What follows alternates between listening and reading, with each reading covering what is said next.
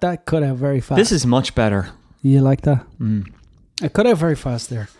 That was our intro music we adopted. So welcome. When did you write that piece of music? I just took out the synths there the other day and I just banged it out. That's a good job.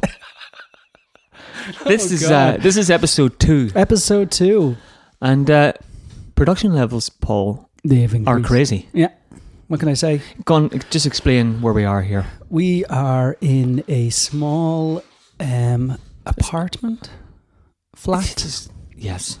Which is I'm not going to say where it is actually, but we have a setup. Yeah. No, we have a good setup this week. We're gone all pro with our mics. We've got 2 proper Shure mics, proper dynamic microphones. Mm-hmm. We've got our cans on, our headphones. I like to say headphones. And we have a proper recording system. Oh, it's good. Yeah. It's good. We're recording. We're here.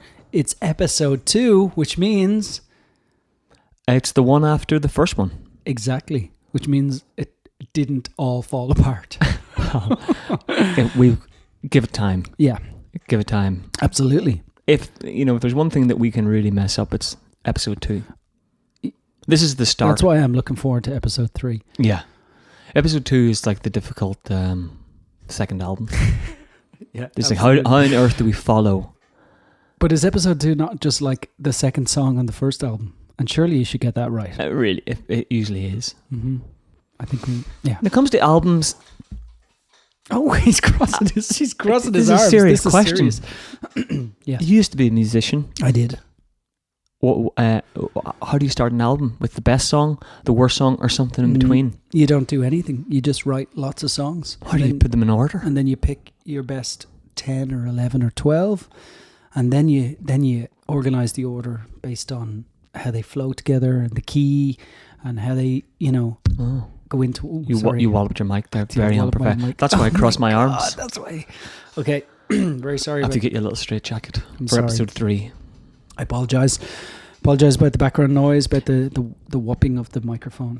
To be honest, you didn't hear it. I just thought given the amount of instruction I got about how to talk into a mic prior to this. I was giving such a hard time. Prior to this being recorded.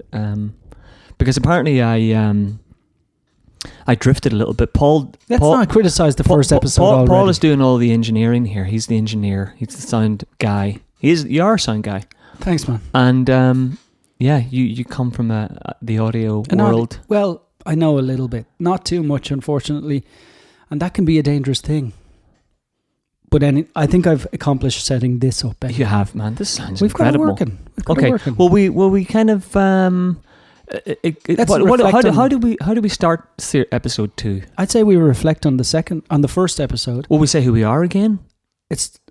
Yeah. Okay, I'm Dave. I'm Paul. And this is our little podcast. The Raw Podcast. So welcome to episode 2. If you haven't checked out episode 1, go back and listen to episode 1. We're everywhere now. I would listen to episode 1 before you listen to episode 2. Yeah, because you won't know what's happening. You won't be able to keep up. It's like Stranger Things. If you watched episode 4, you wouldn't have a clue what was going on. No, you wouldn't. You'd still enjoy it though, because it's a good show. Yeah, good show. So yeah. Okay, well, we both took a big inhale at the same time. We did. Yeah. So welcome back. And thanks for listening. Out of the room. Thanks for listening to the first episode. If you did listen to it, we're really, really, really, really appreciative of it. You can find us on SoundCloud. You can find us in iTunes. These people have already found us. I know, but I'm just saying, if you're in iTunes, because we're going all American here, you should press the subscribe button. Can you spell subscribed? So if you press that, you'll automatically get each episode to your phone direct. Oh, or your whatever other device you're listening. Yeah. Okay, good. Yeah. So last week we were a bit kind of, I guess, all over the place, weren't we, Paul? We were. No, we were okay. It was good. It was a good start. Okay, I was looking forward to recording episode 2 until now. Well, hopefully this week will be a little bit more together, I think. This is a learning process, isn't it? Well, let's say it's conversational, this podcast anyway. So I think when we let it flow, it's better, right? Did your wife listen to it, Elaine? She enjoyed it. Did she listen to all of it? So she said to me, but yeah. She listened to it all. Did yours? Start to finish? Yeah, absolutely. Oh. Did yours? What? Kind of. Come on, man. You can't put that Halfway, on the podcast. halfway. People are going to say, well, if his wife won't listen, I'm not listening. She hears enough of me. You can never get enough of you, Dave. Come on. I think you probably can. But yeah, so she listened to half of it. Okay. We were driving in the car. We were going somewhere. Okay. We got to our destination, and that was around the 20-minute mark. Just when we were actually starting to talk about technical stuff. The good stuff. The really good stuff was about to begin. Mm-hmm. And she got out of the car and she got back in. She didn't emphasize to kind of hit continue. She goes, "Oh, let's listen again." No. She actually just started to give feedback at that point rather than listen to it all. So there's a good chance she won't listen to this episode. She'll never listen to this. Okay, so we can say what we want. Yeah. There you go. Good. So, what are we going to talk about this week, Paul? Well, let's talk about. I guess we start off with the first one and where it went, and maybe a couple of just thank yous to people who, I guess, listened and commented on our posts. Well, we just thank everybody collectively. I'd say thank you collectively. Yeah. Okay, everybody. Thanks collectively. Yeah. I love collectively. He's great. It's lovely to get feedback too, right? It's brilliant. Yeah.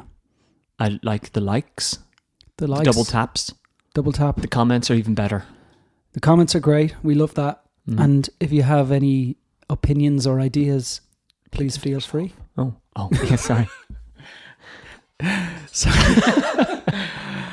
Yeah, no. Feel free to comment. Feel free to comment, especially if it's about audio quality, because Paul takes that kind of thing very seriously. The audio quality is perfect. I mean, if they want to comment on the first one, it was probably because of the damp and stuff. Oh, I can't believe you're saying that again. I'm only kidding. I'm only joking. Okay.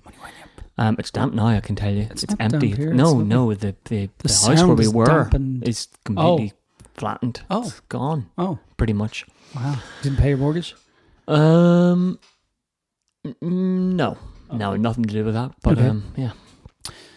Anyway, I think we should crack on. Definitely. Thank you to everybody. Yes, you commented we really appreciate and made suggestions, got in touch, and it's all very welcome. But I think this time we're going to go for we'll crack in. I think to what we're going to talk about this week, which is, I guess we're going to talk about mirrorless. Okay. And the whole move to mirrorless that's going on at the moment. Well, I guess maybe not necessarily a move to mirrorless, but certainly the mirrorless is becoming something that's prevalent everywhere now, and it's there's a lot of people switching from their DSLRs, certainly to shoot weddings, to mirrorless cameras like Fuji, Olympus, and so on.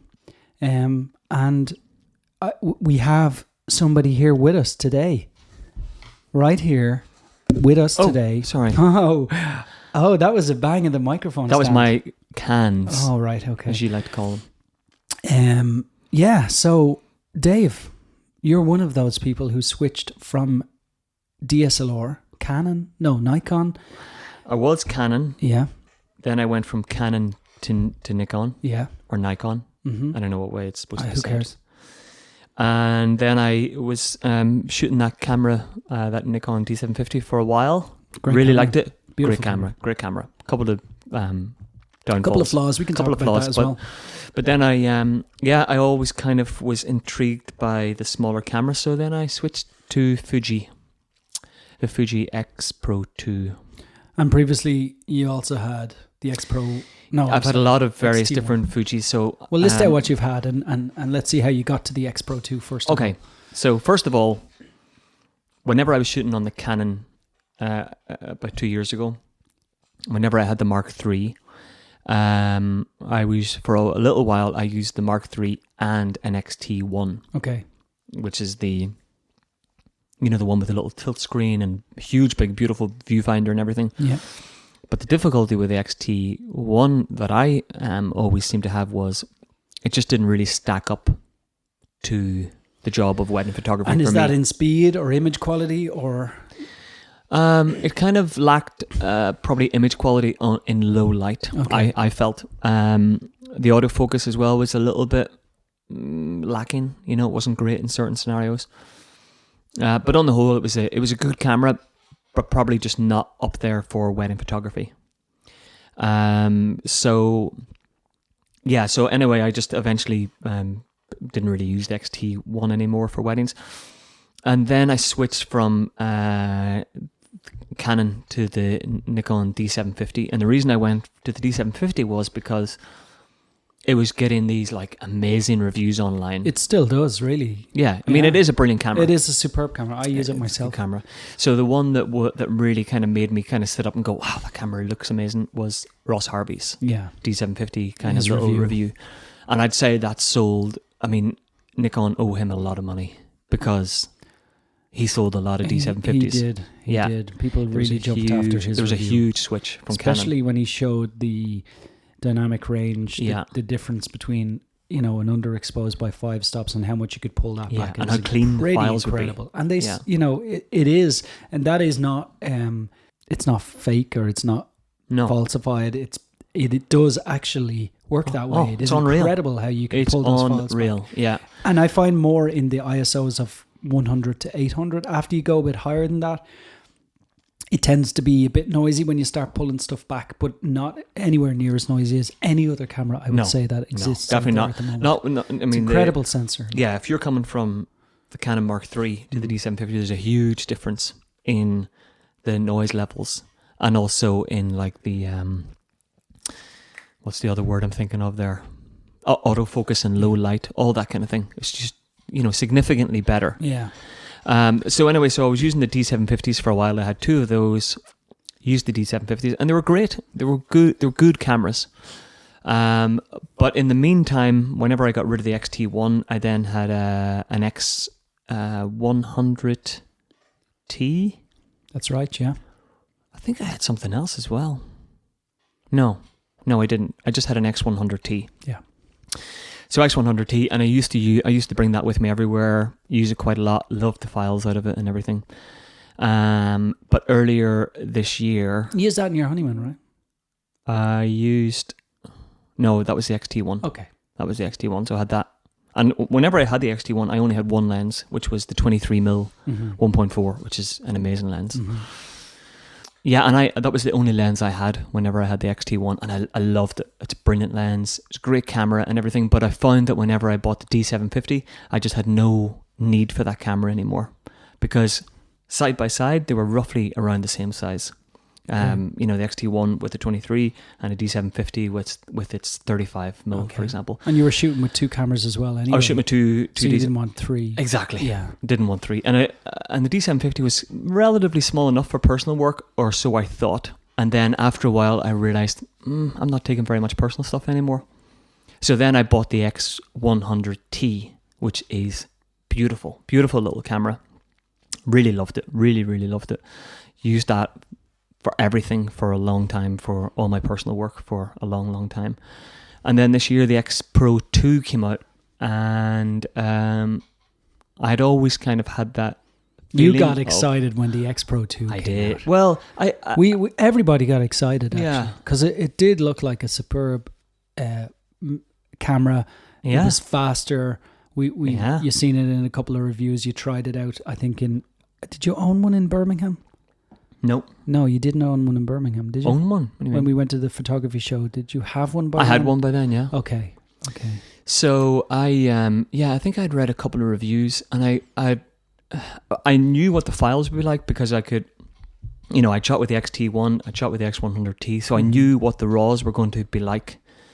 And as soon as one was in my local shop, I went down, tested it out a little bit in the shop. I thought, you know what, this camera's brilliant.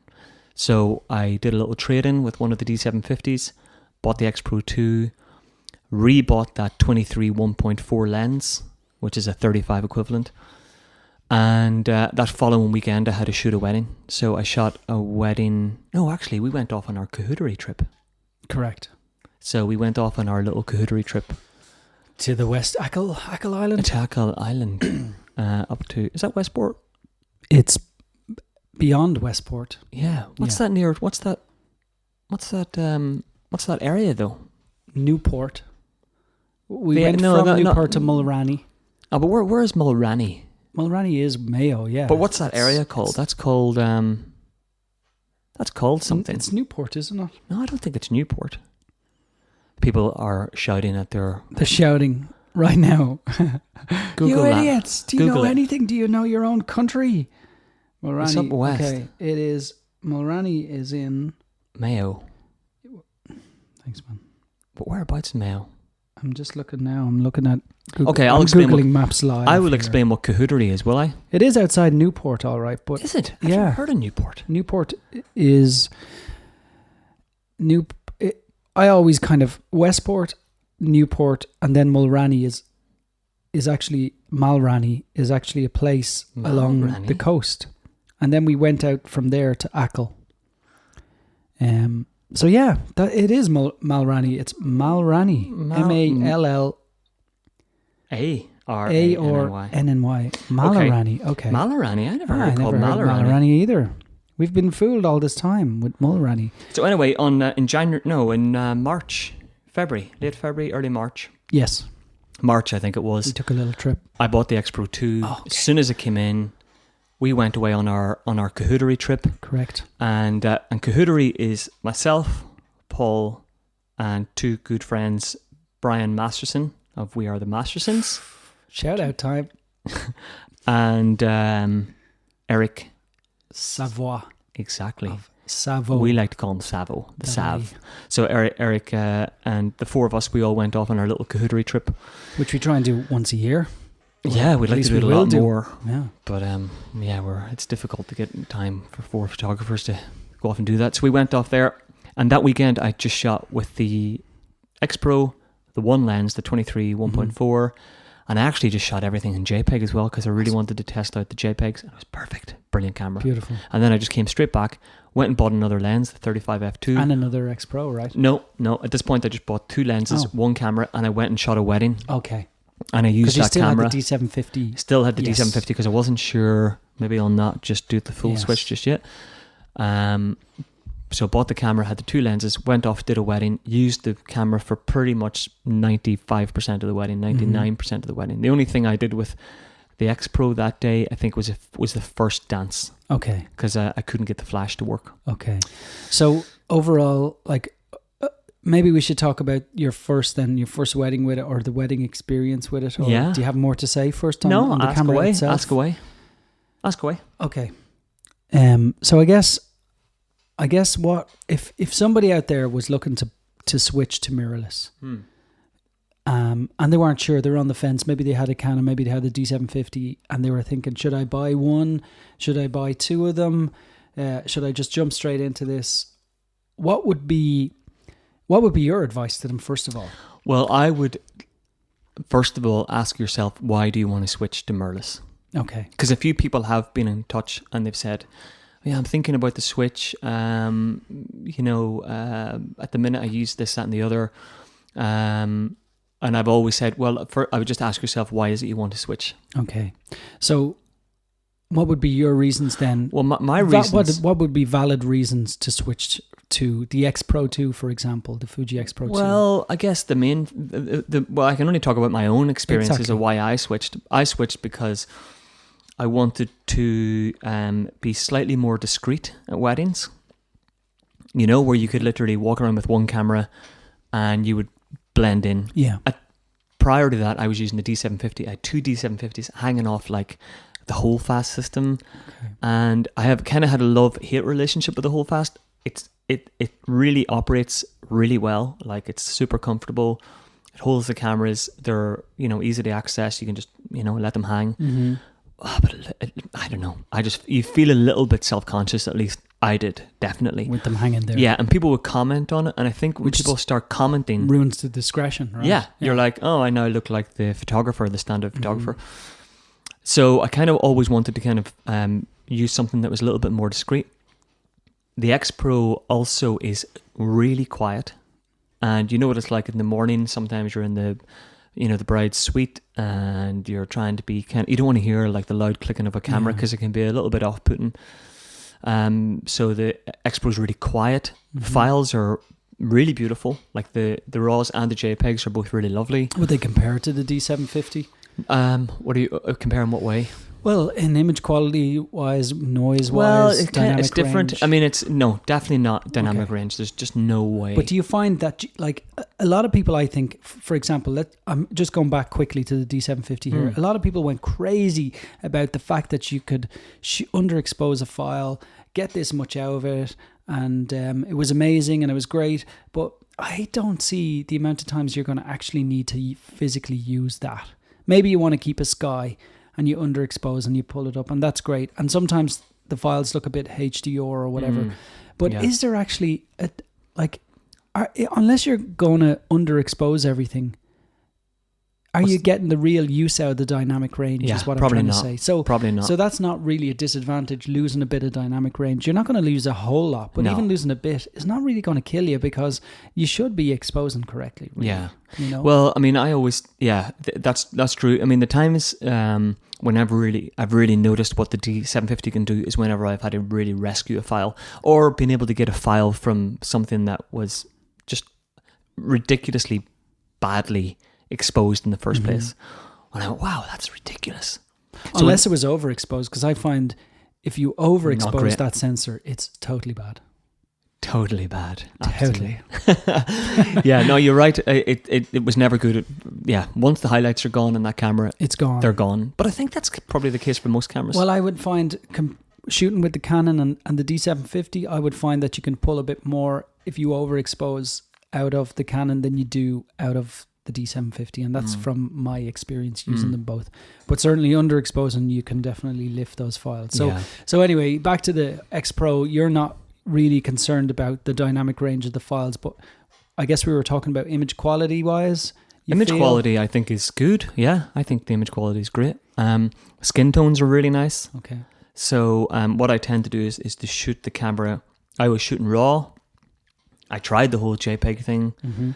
And it's good. I mean, the files are nice and everything, but I just found that there was a couple of files that if I did kind of run into trouble, or the skin tones were a bit out of whack, say, for example, because the lighting in the room was a bit weird, it wasn't as easy to kind of modify those files as if I shot in RAW.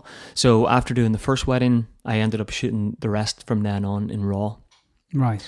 And what I tend to do is I set the camera to use the Chrome emulation. So when you're looking at the back of the camera, yeah, make a few little tweaks as well, like modify the highlights and the adjustment or the shadows in the settings to get it as close to my editing style as I can get. So whenever at least I look at the camera, I can kind of go, see how that's kind of what my files are going to look like. Okay. And and the files come out great. They're fairly easy to edit. But that doesn't produce a JPEG as well. It just produces a RAW. You can set file. it to do that, but I don't. Yeah. Just shoots RAW. Okay.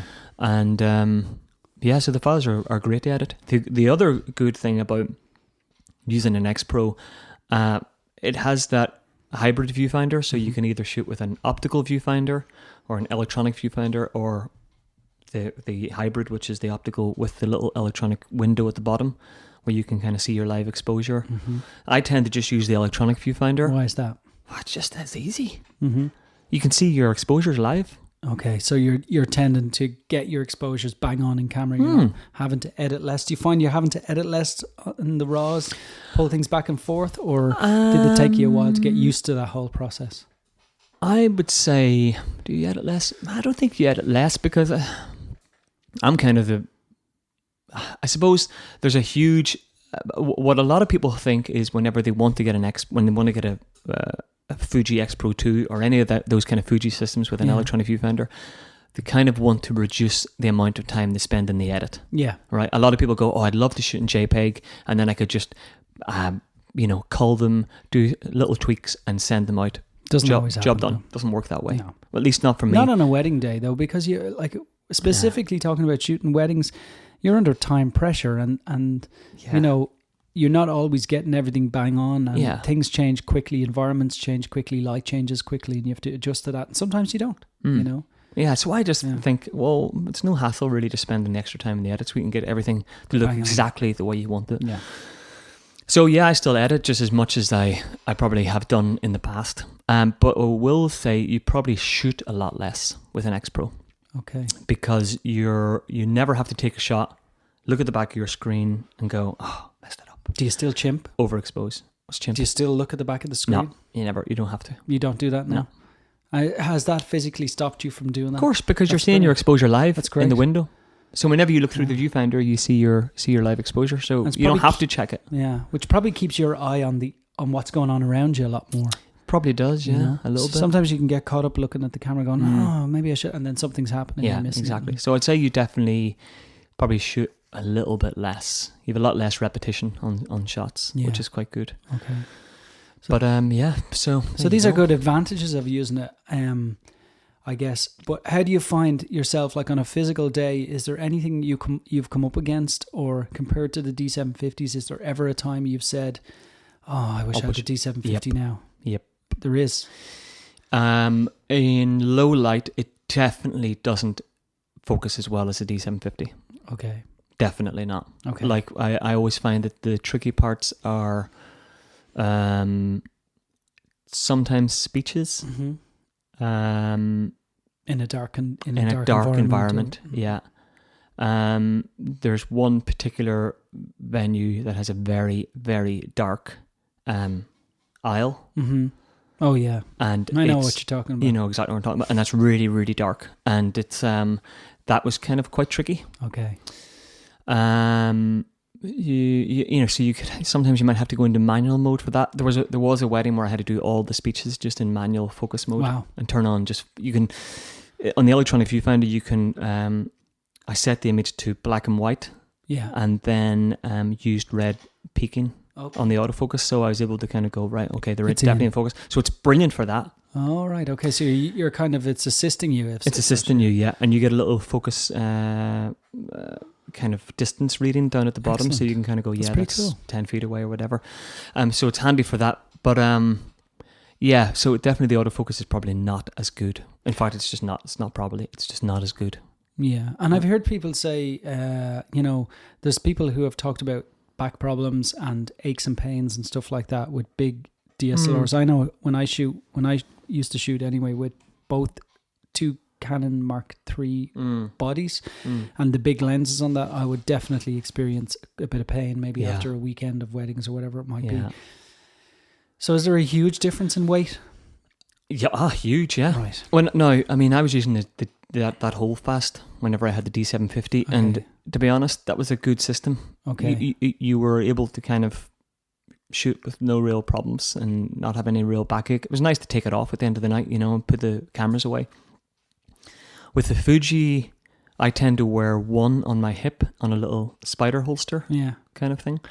And I wear the other one on a sling strap, Peak Design sling strap. And they're... More sponsorship. It's all coming. I can feel it. Write these down. Fuji, Peak Design.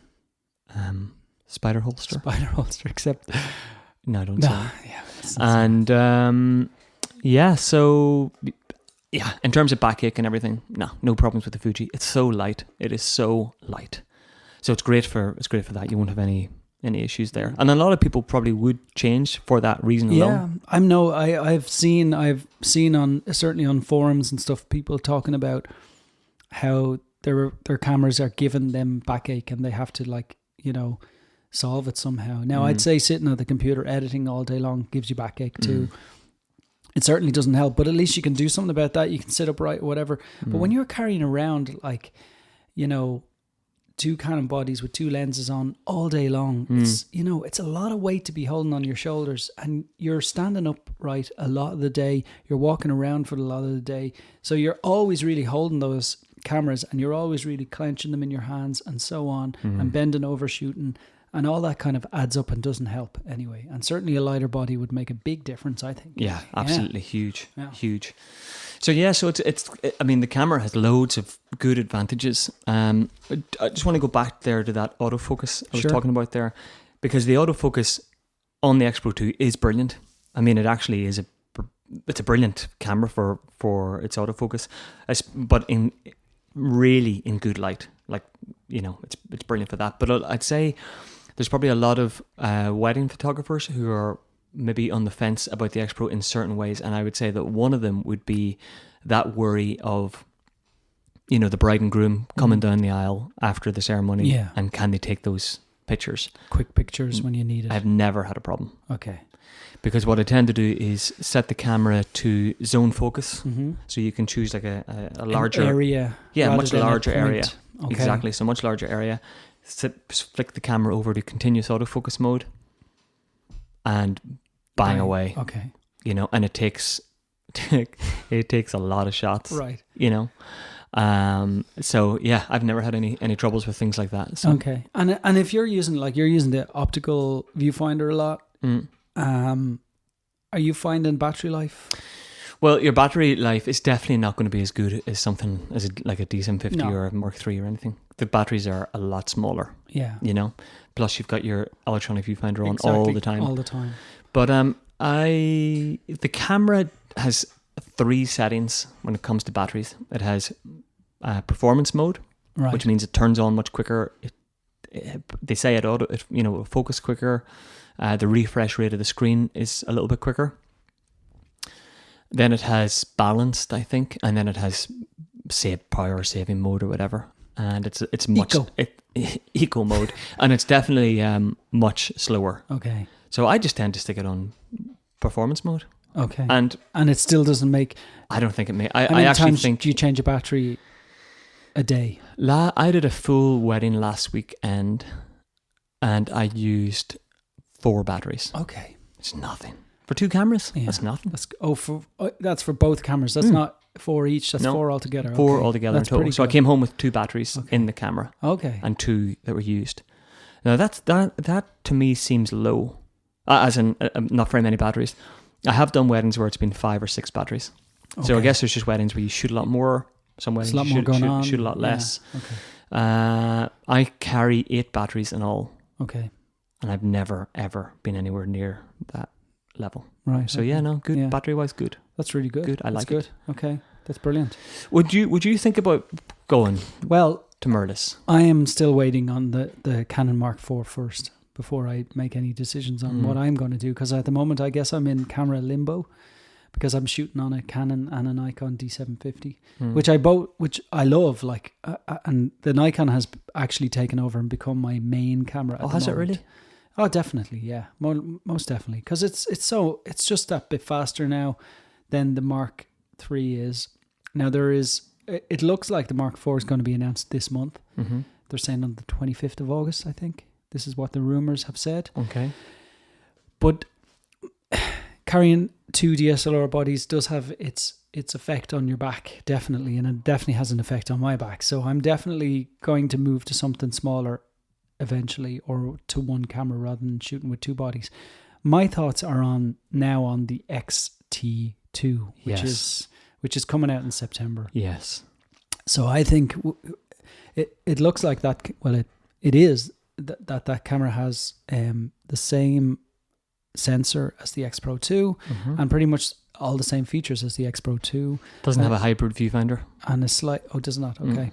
And a slightly improved autofocus, so I hear. But I don't know if that's actually true. I guess it's kind of more of a sports.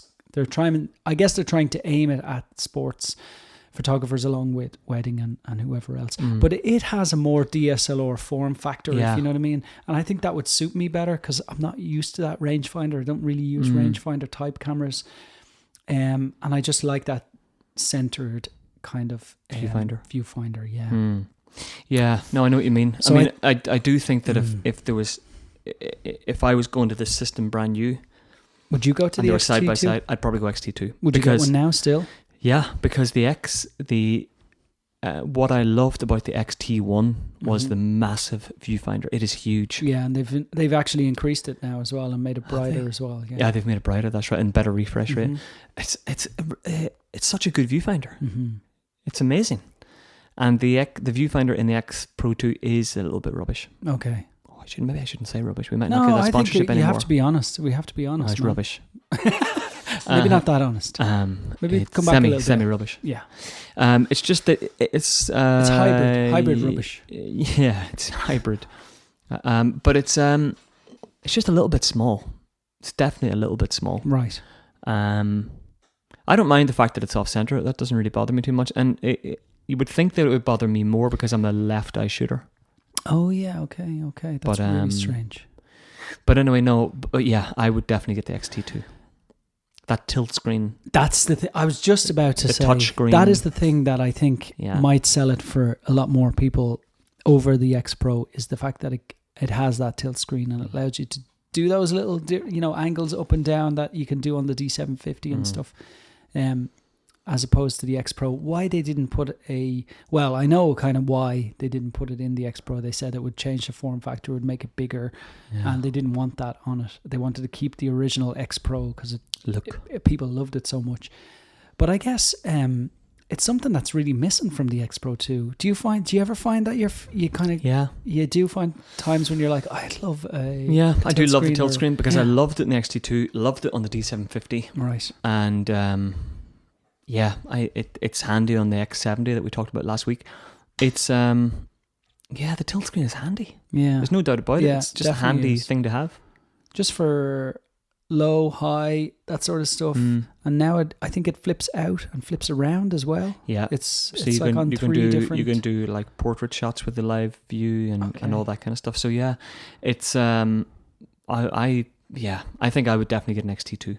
But at the same time, I do love the X Pro 2, so I shouldn't be too hard on it, really. Well, you can always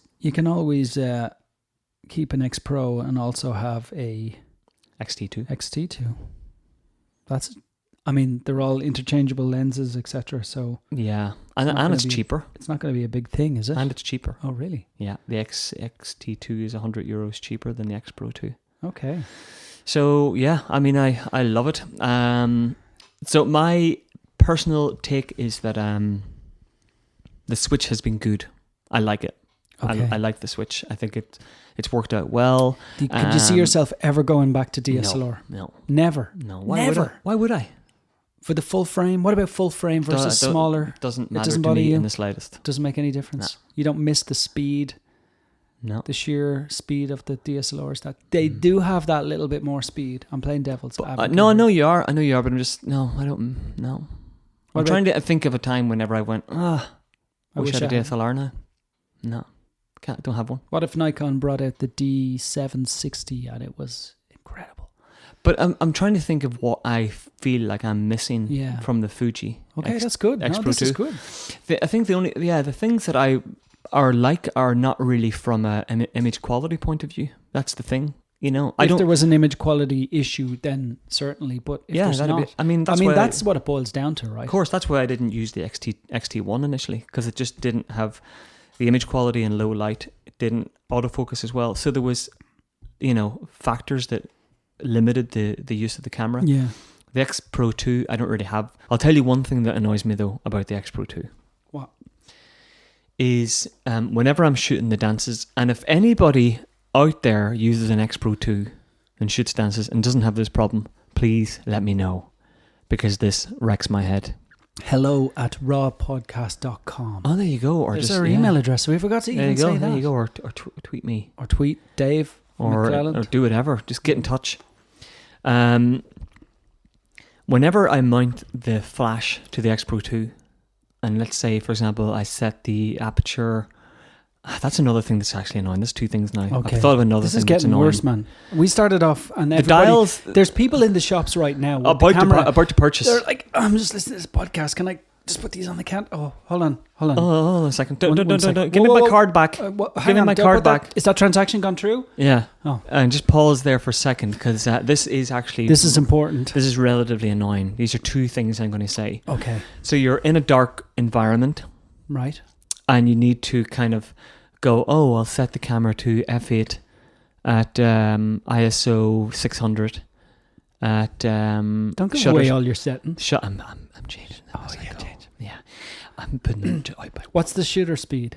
Shutter speed is going to be like 1/15 of a second. Oh, sorry. Perfect. Go ahead. So 1/15 of a second, roughly, or 1/13. You can dial it down a wee bit. And f8, and you've mounted your flash on the camera, and you want to do a few drag the shutter shots or whatever. Well, it's annoying because on the D750 or any of the other kind of DSLR cameras, this is for those draggy shots, dance shots, draggy dance shots, light slow shutter. When you hit the shutter button on a D750 or a DSLR, boom, boom. Fires the shutter. Oh, you also have it set on manual focus, by the way, so you don't have to wait for. You're not waiting for the camera to manually focus. No. All right. So this is what I used to do now. Whenever I had D750, I just set it in manual focus. F8 within a certain range, and just shoot like crazy, and you hope for the best. You know. Really? Well, that's what I used to do. Oh no! I every shot counts. Oh well. So that's what I would do. So yeah. But like crazy. If I have the Ep2 2 and I've set it up in exactly the same way, it's F8, whatever all the other settings are, manual focus, and I hit the shutter button, there's a delay. Oh. There's a delay because the if you're looking through the camera, you'll see the aperture blades. Okay? Yeah. Whenever you set it to F8, those aperture blades open up and then they reclose whenever you hit the shutter button. Even if you're manually focusing. Even if you're manually set focused. your aperture. Even if you're manually focused. Oh. And it's really irritating. When we were at the photography show in Birmingham, because I noticed this at the very first wedding, this is why I ended up picking up the D750 again. I brought this up at the Fuji stand in Birmingham at the photography show. Okay. And they had no idea why I did this. So it does it, like it's a thing. Not even Fuji know why their camera does. Well, not this particular Fuji guy, and he seemed pretty knowledgeable, and so yeah, that's kind of irritating. So what you have to do is you have to. What does that do? It slows you down. You have to anticipate the shot. Then there's a delay. There's a delay when you hit the shutter. So what you have to do is build in that delay in your mind. Well, you walk around. I tend to kind of, when I'm holding the camera. Yeah. Sorry, I had to. Might have had to step away there for a little second. But when you're holding the camera, you have to half press the shutter button so the lens is primed, the camera's primed, ready to go. Okay. But so the aperture blades are kind of in the position that they're ready to shoot in. To F8. Yeah, they're closed down to F8. So when you hit the shutter button, boom, it's gonna fire. But it's just annoying. You shouldn't have to kind of wait there with a half press. Absolutely. So yeah, that's one of the most irritating things.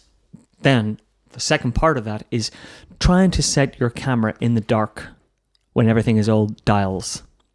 Because on the D750 or the Canon, you've got the little screen. It's got a backlight. You can see all your readings in digital form, so you don't have to worry about any of that. You can just dial them up or down. The room can be as dark as you want. Right. What you have to do with the Ep2 2 is either turn on your back screen, so you can see your settings on the back of the screen, or look through the viewfinder.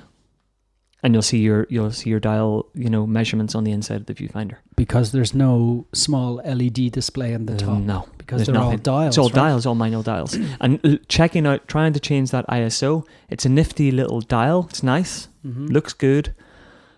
It's not as good in practice.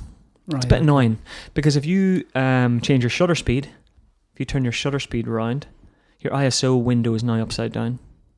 Okay. Because the ISO is inside the shutter wheel, the little dial. I see. So that's a couple of little bugs. Okay. Now, so there is no perfect camera, is what you're telling me. Carry out that transaction if you want, but I've warned you. Right. No, it's a great camera. I love it. Right. I actually do love it, and I'm glad I made the switch. Well, that's good. That's good. So yeah.